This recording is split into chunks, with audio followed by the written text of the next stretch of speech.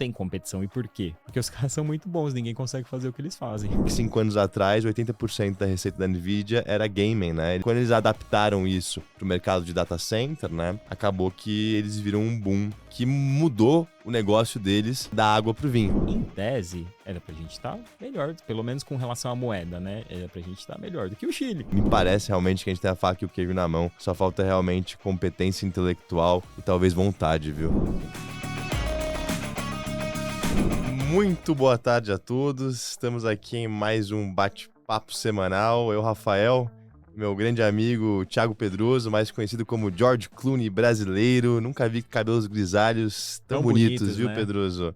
Você tá usando isso aí de forma fantástica, tá de parabéns. E galera, que semana, né? E eu vou começar aqui de uma forma diferente. Pedroso, me fala quem falou essa citação. A próxima revolução industrial começou. A inteligência artificial vai trazer ganhos de produtividade para todas as indústrias. Eu sei quem é, o CEO da NVIDIA. CEO Jensen Huang. Jensen Huang, o homem do momento. NVIDIA que, enfim, eu acho que é o evento da semana, né? A gente não pode começar sem falar sobre ele. Você reportou resultado na quarta-feira após fechamento. E o Huang, com aquela jaqueta de couro preta, aquele seu estilo, enfim, descolado, deu uma aula na conferência de resultados. Não é à toa que a ação chegou a subir 9% no dia seguinte. E hoje, né, sobe mais 2%. Sexta-feira aqui a gente está gravando, já no final do dia, NVIDIA com uma alta de 2,24%, né?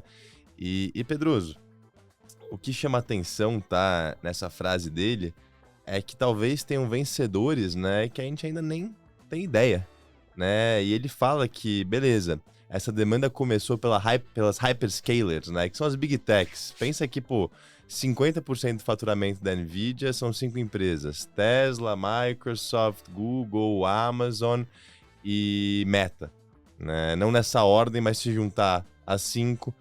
50% do faturamento. Isso é um risco grande, né? Essas empresas também acabam sendo competidoras potenciais da NVIDIA, com projetos de chips internos em andamento, mas mostra também que outras indústrias, né, talvez ainda não exploraram o seu potencial a cheio ao que tange automatização, né? E enquanto o mundo minera o ouro, a NVIDIA vende a pá. A NVIDIA vende a matéria-prima, né? E vender a matéria-prima hoje, né, nesse cenário onde eles praticamente são um monopólio em termos de tecnologia, fornece uma margem líquida de 58%. Né? Pedroso, 58%. Você consegue me falar outro negócio que tem uma margem líquida de 58%? Cara, talvez algum negócio regulado chegue perto, né? Utilities, assim, né? A níveis próximos, mas é um setor regulado, né? Na teoria, não existe a mesma competição que você deveria ter na NVIDIA. Só que a NVIDIA não tem competição. E por quê? Porque os caras são muito bons, ninguém consegue fazer o que eles fazem. Exatamente, Pedroso. Mas ó, uma curiosidade. Você tem ideia de quem investiu $100 mil no IPO da NVIDIA, quanto teria hoje? Cara, é mais de $1 milhão. 245 milhões de dólares. O IPO foi quando? 1999. A NVIDIA, com o que ela valorizou, o market cap dela já é maior do que a Tesla e a Amazon juntas.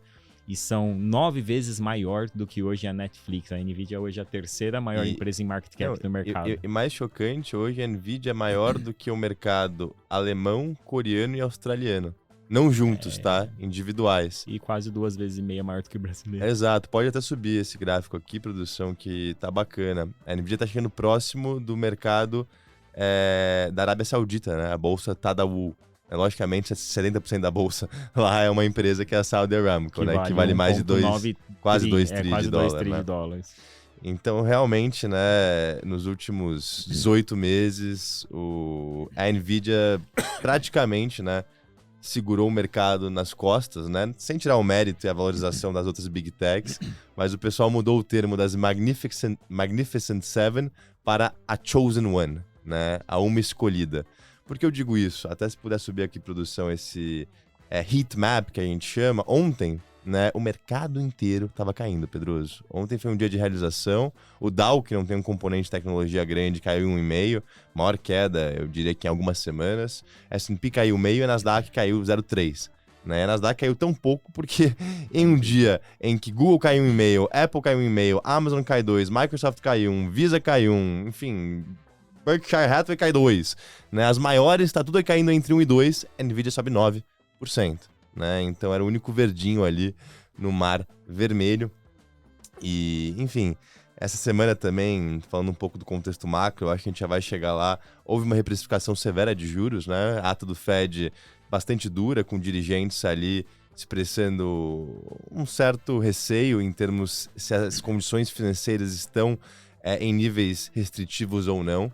Né? Logicamente tem defasagem aí, porque já tivemos vários dados pós a ata do Fed, incluso um CPI mais benigno, mas só queria comentar aqui rapidinho que toda a posição de fechamento na curva que a gente viu nas últimas 2 semanas foi desfeita essa semana, né? Com 2 anos americanos se aproximando novamente de 5% e o 10 anos na casa de 4,5%, né? Chegou a bater ali quase 4,3% na mínima, né? Dos últimos 30 dias. E, enfim, eu acho que ainda tem muita incerteza, né? Quanto a essa questão de juros. E a Nvidia, ela, em tese, né? Tá mostrando que depende zero disso. Depende zero desse cenário macroeconômico, né? E só para contextualizar, pessoal, não parece ser uma bolha, tá? Por quê? Porque a Nvidia cresceu receita nesse último trimestre quase 4 vezes em relação ao ano anterior. O lucro cresceu 7 vezes em relação ao ano anterior. Hoje a Nvidia negocia a 38 vezes expectativa de lucro de 2024, abaixo da média dos últimos 5 e 10 anos. Né, em termos de preço sobre lucro. Então a gente vê um crescimento maravilhoso em termos de lucratividade, em termos de margem, em termos de clientela. É engraçado pensar que 5 anos atrás, 80% da receita da Nvidia era gaming, né? Eles vendiam placa de vídeo para empresas que fazem console de videogame. Xbox usa a placa de vídeo da Nvidia, computador usa a placa de vídeo da Nvidia, né? Porque é o GPU, né? Fornece aquele gráfico mais avançado, aquela resolução mais top, aquela latência menor, né? E quando eles adaptaram isso para o mercado de data center, né? Acabou que eles viram um boom completamente expressivo que mudou o negócio deles da água para o vinho, né? E, Pedroso, quero te fazer uma pergunta. Você sabe hoje qual estado tem a maior concentração de data centers no mundo? Não. País, você imagina que é Estados Unidos, né? Lógico. Por isso que eu falei estado. É o estado da Virgínia. Por incrível que pareça, 35% dos data centers de todo o mundo estão no estado da Virgínia. Mais de 50% dos data centers dos Estados Unidos estão no estado da Virgínia também, tá? Você sabe o motivo? O motivo eles têm uma infraestrutura de fibra ótica excelente, geograficamente é muito próxima de Washington, então conseguiu desenvolver essa infraestrutura a um custo muito baixo e com subsídio fiscal muito interessante. Tá? Isso não é de hoje, tá? Já é o maior provedor de data centers há alguns anos, mas o que chama atenção são os novos projetos que estão para sair por lá, especialmente, né, dessas hyperscalers, que são as companhias de Big Tech, entre elas as que mais demandam, né, poder computacional hoje, é Microsoft, Google e Amazon. Aí depois vem a Meta e logo em seguida a Tesla. E até legal, Pedroso, eu tô falando bastante disso, mas na conferência de resultado, o Jensen Huang ele deu um shout-out ali pra Tesla. Ele falou que acha que o sistema de Full Self-Driving, né, que é a direção 100% autônoma, que Tesla quer criar carros que não precisam de motoristas, né, e uma rede de robotáxis, eventualmente, para monetizar essa frota de carros. Ele falou que o software da Tesla, nenhum competidor chega perto hoje, né, e a Tesla é uma das maiores clientes da Nvidia, então alguma coisa ele sabe o que ele tá falando. Até acho que fez um pouco de preço isso, ontem ou anteontem, quando a Tesla deu uma subidinha boa. Andada. Exatamente, não tenho certeza se foi só isso, mas com certeza, né, teve impacto. E até nesse sentido, Pedroso, voltando aqui para data center, né? A gente já falou nas últimas conversas que o setor de utilities hoje é o que tem a melhor performance do S&P, né? Sobe mais de 15% no ano. Muito em parte, né, por essa narrativa de quem que vai suprir a energia para esse poder computacional rodar, né? Quais são as empresas de eletricidade, as distribuidoras, as transmissoras, as geradoras, vai ser energia renovável, vai ser energia nuclear, vai ser gás natural, enfim, como é que vai fazer isso, né? E tem tido muito fluxo comprador nesse setor, né, visando um aumento expressivo de demanda. E aonde eu quero chegar? A Virgínia, né, tem muito data center. Hoje tem uma provedora de eletricidade lá, que é a maior do estado, chama Dominion Energy. Eu até estou estudando um pouco sobre a empresa, mas parece ser uma oportunidade, tá? Enfim, não quero falar besteira aqui, que eu olhei muito, Qual muito que é a por fonte cima. de geração de energia? Acho que é gás natural, grosso. Gás natural. Gás natural, exatamente. E eles também estão com vários investimentos em energia eólica, solar e nuclear, né? Porque para você empoderar todos esses data centers, a energia tem que ser em tese limpa, né? Senão a gente dá um passo para trás em termos de emissão de dióxido de carbono, né? E ninguém vai querer isso. Mas eles são os maiores provedores de energia do estado da Virgínia. E hoje a Virgínia abriga 35% dos data centers do mundo. 70% do tráfego de internet passa pela Virgínia, né? Por quê? Porque esses dados... 70% do mundo. Do mundo inteiro, porque os dados são processados nos data centers, entendeu? Quando a gente clica em um botão, alguém tá fazendo essa mágica por trás, para subir a página. E isso passa para um data center, né? Que usa o chip da NVIDIA. Enfim, é um ciclo virtuoso lindo, mas eu fiquei impressionado. E isso tudo explica porque os Estados Unidos é o que é, né? Exatamente. E a inovação, a capital intelectual, é um pró-mercado. E aí, até agora, olha que bacana. A Amazon anunciou essa semana que vai investir 16 bilhões de euros na Espanha para construir 2 data centers, à base de energia renovável. E o governo da Espanha fez o quê? Deu uma baita isenção fiscal para eles irem lá e construírem, né? Subsídio aqui e ali, não sei os detalhes. Pô, imagina se o Brasil faz isso, Pedroso. A gente hoje é exportador de produtos de baixo valor agregado, que chamam-se commodities. Não é à toa que a gente é o celeiro do mundo. Imagina a gente faz um baita plano para atrair esse capital para cá. A gente tem terra, a gente tem energia limpa, a gente tem a faca e o queijo na mão. Só falta vontade. Inteligentes, falta uma educação decente no Brasil, porque não temos capacidade humana, provavelmente, para poder atender muito da necessidade dessas empresas, né? Mas de fato, o Brasil é o que falta para o nosso futuro, é a gente focar nisso, né? O que vai gerar valor de verdade? Porque o agro é ótimo, não dá para falar mal, é um setor muito importante, mas ele gera muito pouco valor agregado, né? As pessoas que trabalham lá são máquinas, você não tem pessoas que ganham muito, no geral, você gera muito pouco valor agregado. Então, olha quanto essas empresas geram de valor agregado, né? Por que será que nos Estados Unidos a mão de obra considerada de subemprego, né, o doméstico, vem dos países subdesenvolvidos? Pô, a Amazon vai investir 16 bilhões de euros para construir 2 data centers na Espanha, né? 16 bilhões de euros é quase o dobro da expectativa do que o fiscal vai gastar com o Rio Grande do Sul, né, em termos de auxílio, reconstrução e etc. Então, olha como a nossa arrecadação, né, o nosso emprego, enfim, poderia aumentar se a gente virasse um hub de energia renovável, né, para data centers. Enfim, eu acho que é por aí, viu, Pedroso? E eu fico triste que hoje não tem nenhum projeto no Congresso ou no próprio Executivo, né, que aborde isso, né? Não é um bico de 7 cabeças. Me parece realmente que a gente tem a faca e o queijo na mão. Só falta realmente competência intelectual e talvez vontade, viu? Sim. E Pedroso, indo para esse tema, né? Eu acho que nada mais justo da gente já ir para o Brasil. Antes de te passar a bola, queria começar aqui num tom um pouco mais sombrio. Eu trago aqui para vocês, pessoal, a performance das bolsas ao redor do mundo no ano de 2024, mas vamos lá. Dolarizado. Melhor bolsa do mundo no ano, Turquia. O Erdogan, né? A gente falou da eleição dele há pouco tempo atrás. Foi reeleito, é praticamente uma ditadura na Turquia. O cara tá lá desde 2014. Ele foi reeleito agora, se eu não me engano, por mais 5 anos, 6 anos, sei lá. Numa eleição que foi muito questionada. E a Turquia valorizando. Mas eu não sei o detalhe. Eu te diria que esse, na verdade, é um repique porque a Turquia teve uma baita desvalorização nos últimos anos, o ano passado. Com certeza, tá? Com certeza. Então, mas menos por questões internas, por conta deles e talvez muito mais... Isso aqui, pessoal, que eu tô subindo são os ETFs que representam os índices de todos esses países negociados nos Estados Unidos em dólar. Tá, e aí tem Turquia, Peru, Argentina, Colômbia... Grava esse terceiro aí, que a gente vai falar dele, a Argentina. Esse é legal, a gente já falou também bastante, eu acho que algumas alguns bate-papos atrás. Mas, enfim, olha o nosso Brasil. EWZ, a Bolsa Brasileira em dólar. Cara, você trouxe 11,7% negativo. O que explica isso, meu amigo? Então, deixa eu te mostrar uma coisa. O que você acha que aconteceria com o Brasil se nós cortássemos os juros para 6% ao ano? Igual o Chile fez. O Chile cortou essa semana até. Para 6, cortou. Pô, tô indo pra lá semana que vem e tô torcendo pra desvalorizar mais a moeda, né? A moeda valorizou. É isso que eu tô falando. Frente ao real. Por quê? Então, na verdade, o que acontece, né? Eu queria até trazer frente ao real, né?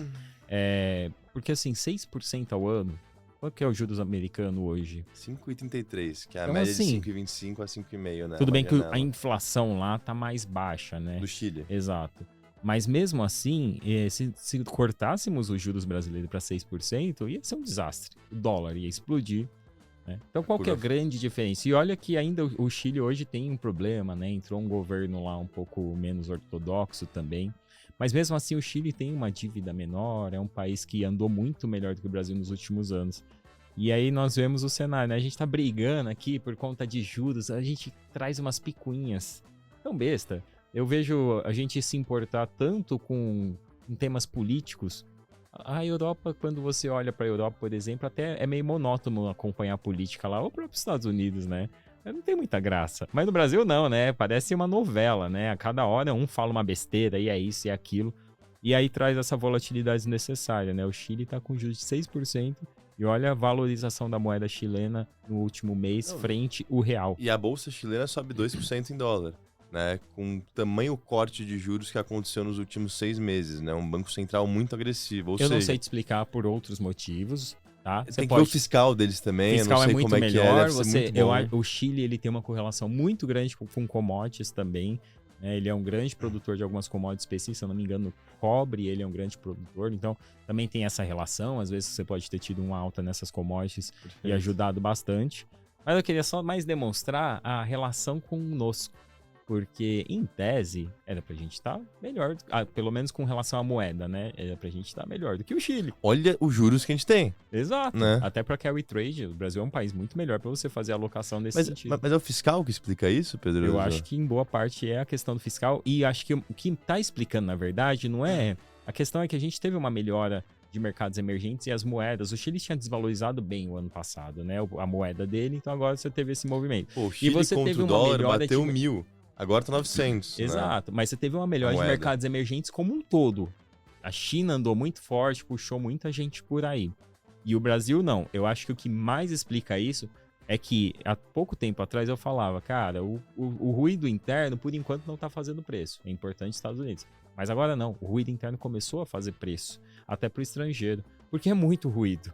É Petrobras, é fiscal. Vai alterar a meta de inflação. Toda hora é um ruído diferente, assim. E quando não é ruído, é desastre natural, né? E aí tem, lógico, o desastre. Mas o desastre eu diria que é o que menos faz. É um choque de oferta passageiro. Isso aí não... Agora, vamos mudar a meta de inflação. Não, agora é interferência política no Banco Central. Agora é a questão do fiscal e vai gastar mais.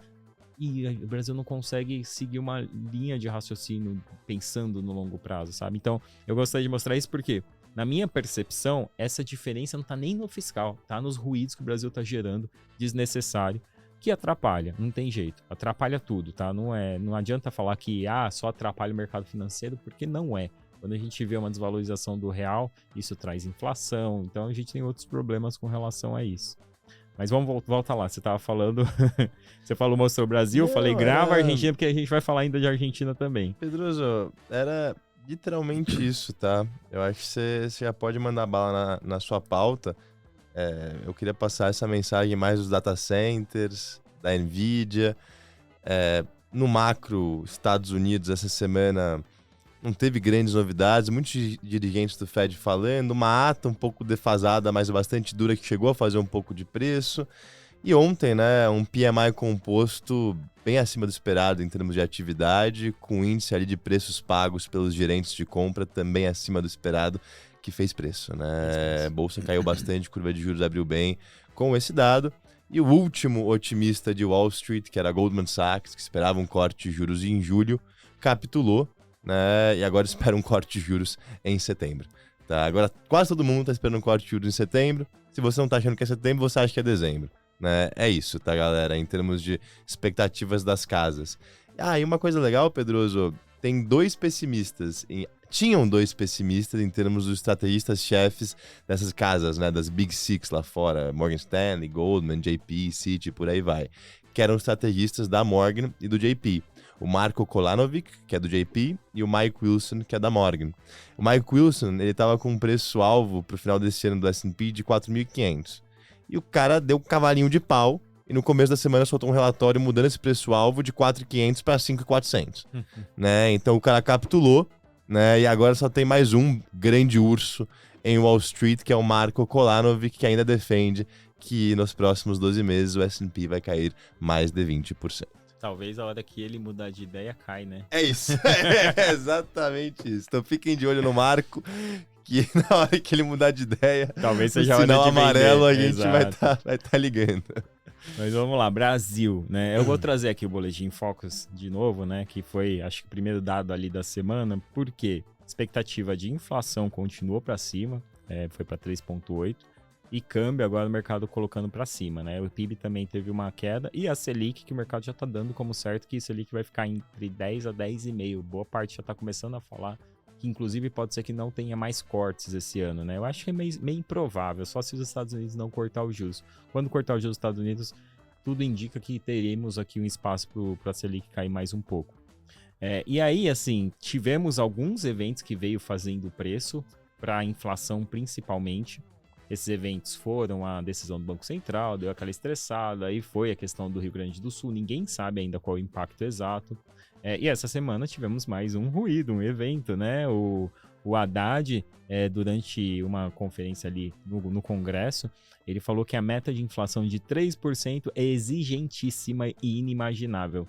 Né? Então, assim, qual que foi a leitura do mercado? Opa! Ele tá falando isso porque a meta talvez tenha que aumentar. Porque essa é uma discussão que já tivemos lá atrás, já estressou o mercado. O governo não alterou a meta de inflação. Essa conversa, de novo, traz o risco de alterar a meta de inflação. E aí soma isso a questão do Banco Central, né? Porque a gente já tem esse risco do Lula tá indicando lá os diretores e eventualmente o presidente do Banco Central ano que vem, de você ter um risco de interferência política no Banco Central. E aí são tudo barulhos desnecessários. Eu, sinceramente, acho que a meta de inflação de 3% é uma meta dura para o Brasil, do ponto de vista de você conseguir entregar essa meta, né? A gente está falando que nem os Estados Unidos está conseguindo direito entregar essa meta, quem dirá nós? E qual que é a lógica, né? Por que tem que ter 3 e não 4? Então, né? Acho que a meta de inflação, na verdade, no Brasil era maior. No governo Bolsonaro, eles fizeram uma revisão e a meta ia caindo 0,5% ao longo dos próximos anos. E aí a gente tem hoje uma meta de inflação que é 3,5%, com a banda de 1,5% para cima ou para baixo, né?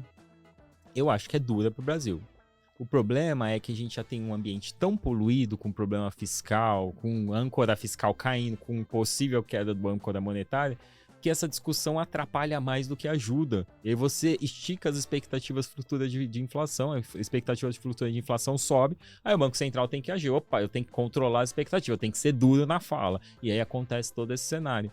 Sinceramente, eu acho que já teve essa discussão lá atrás, até com gestores falando, não faz sentido ter a meta de 3%. Talvez não faça mesmo, só que o governo não tem a capacidade de ter essa conversa com ninguém, porque o governo é um governo gastão, que tem um problema de segurar o fiscal e que tem esse risco de interferência toda hora. Então, só traz mais volatilidade, né? Você tinha trazido aqui a questão lá do preço das bolsas e é por isso que o Brasil agora tá na lanterninha, né? É o último lugar. Eu acho que o nosso barulho interno agora tá fazendo preço.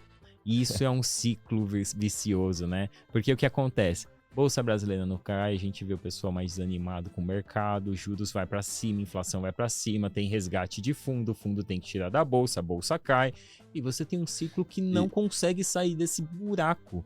É incrível. E o governo continua dando corda, dando gasolina para que esse negócio fique assim. Isso é ruim para a economia, não adianta falar, mas o mercado financeiro é um mundo à parte. De certa forma pode até ser, mas é ruim para a economia, não tem jeito. Você bate no dólar, o dólar sobe, você atrapalha as expectativas de inflação lá na frente, o Banco Central tem que manter os juros altos, que bate na economia, porque se os juros ficar mais altos é mais difícil a economia crescer. Então, tudo é uma rodinha de rato isso daqui. A gente tá só rodando dentro dessa rodinha. Pô, como disse Pedro Álvares Cabral no ano de 1500, né? A Bolsa Brasileira está muito barata. Os múltiplos estão baixíssimos. Essa é uma citação direta dele quando ele descobriu aqui. Tá de sacanagem, pessoal. Brincadeira, pessoal, não existia Bolsa Brasileira em 1500, tá? Mas... Hoje, na era da fake news, é capaz de botar sua foto em algum lugar falando isso. Ainda vão bater em mim por causa disso. É brincadeira. Mas, Pedro, também eu acho que essa questão tributária ainda tá muito incerta, né? Quem que vai pagar essa conta por tamanho aumento de gastos, né? Enfim, e quais setores eu digo, né? Porque a carga tributária brasileira, ela é de país desenvolvido, tá? A gente é um país emergente que tem uma carga tributária de país desenvolvido. E isso, no final do dia, é muito ruim, porque a gordura pra gente aumentar o imposto é baixa, né? É simplesmente isso. E aí, ó, somando tudo isso que eu falei, piora também do risco doméstico, né? A gente viu bater no dólar, a gente falou aqui, né, no real, quer dizer, o real contra o dólar. A gente já mostrou aqui, né, que o real performou, por exemplo, pior do que a moeda chilena. E aí o real brasileiro, ele é uma das piores moedas entre emergentes. E o CDS, que é aquele crédito, basicamente é o quanto que a gente paga... Isso, o risco país. Que é o quanto que a gente paga ali de taxa de seguro para poder investir no Brasil, foi o que mais subiu entre os emergentes, né? A gente viu, por exemplo, a África do Sul, até a Turquia caindo, tudo bem que Turquia é um caso muito à parte, mas até o México, que é mais próximo, a Colômbia subiu um pouquinho, o nosso foi o que mais subiu.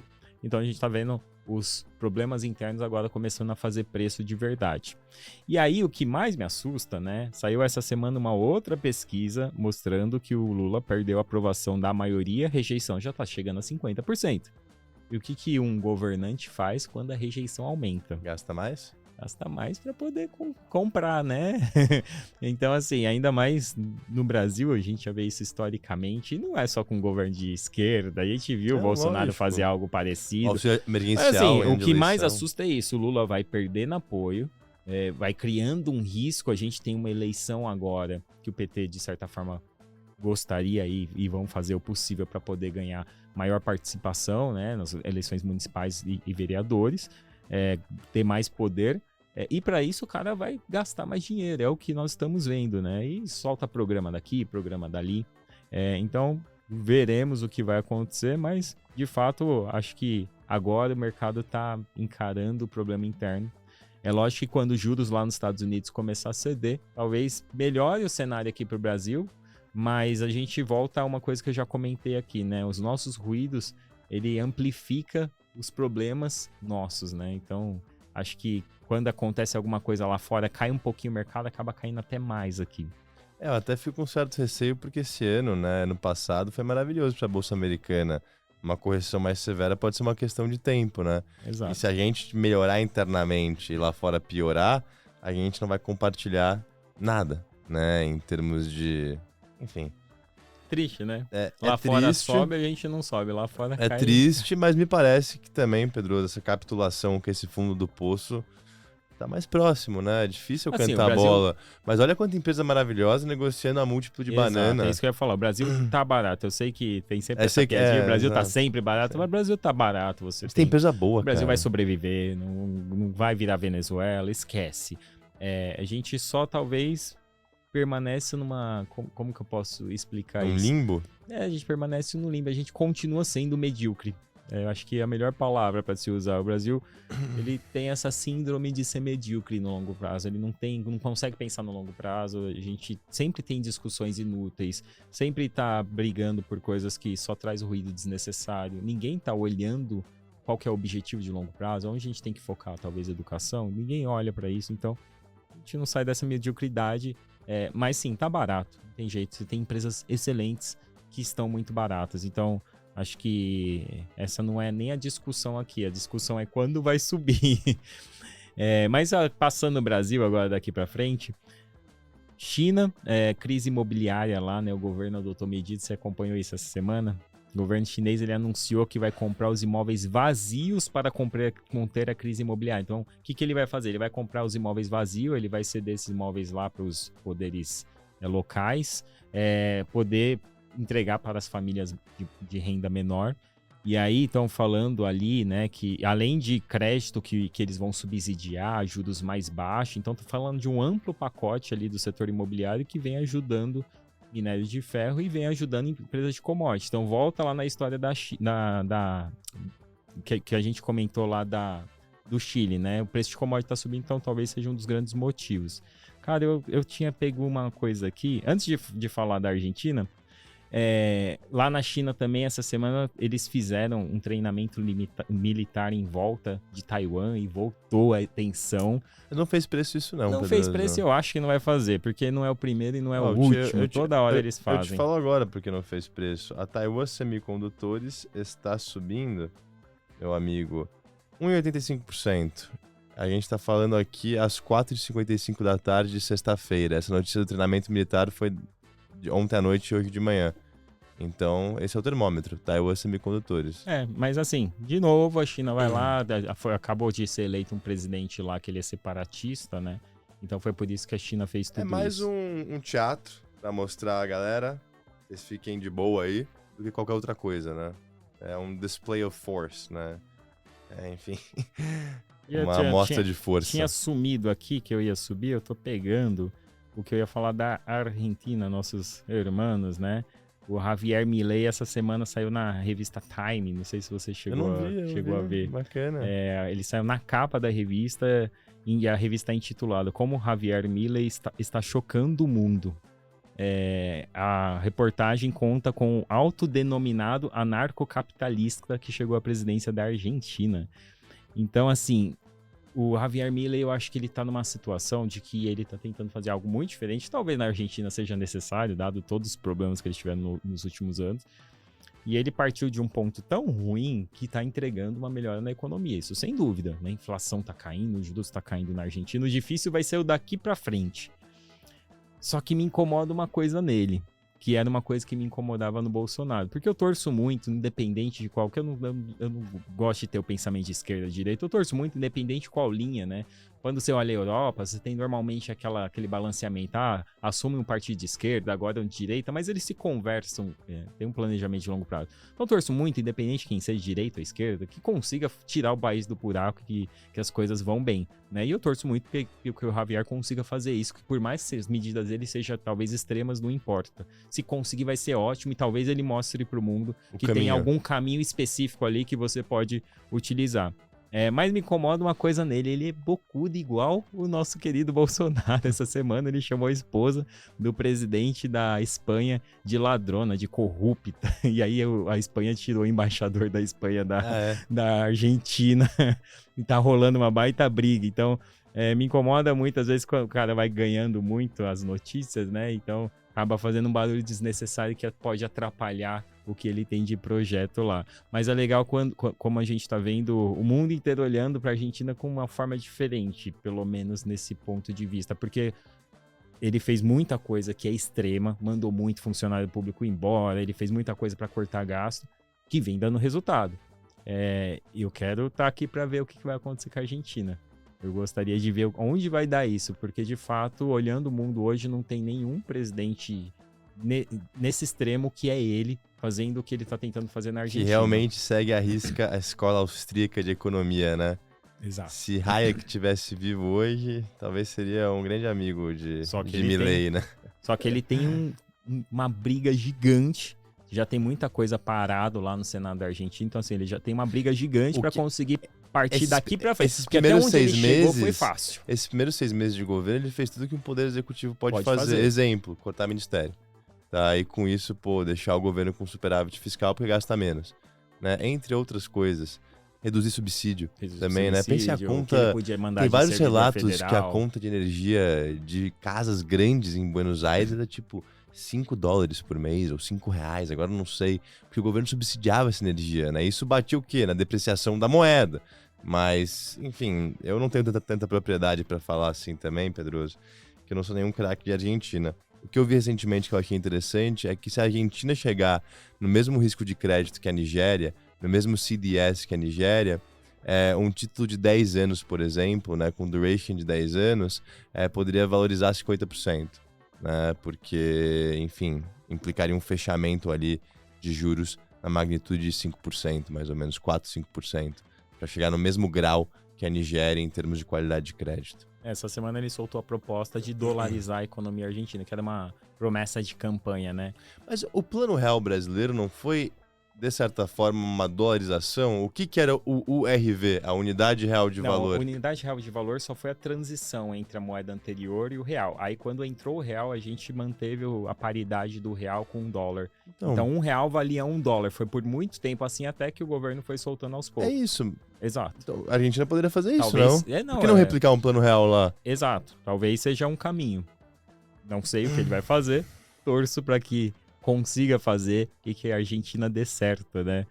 Gostaria de ir para a Argentina e ver eles indo muito bem, como vai os amigos chilenos e quem sabe um dia o Brasil não siga um caminho parecido, né? Porque o Chile, de certa forma, ele teve uma mudança muito drástica lá atrás, né? Que transformou ele no que é hoje, que é o melhor país aqui da América Latina, o país mais desenvolvido aqui da região.